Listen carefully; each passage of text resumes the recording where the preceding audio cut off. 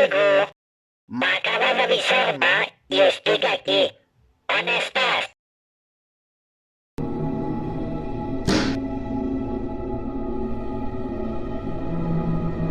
Què ha sigut?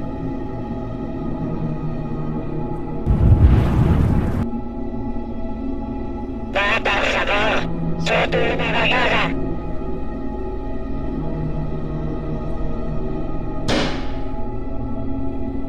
No m'espantis.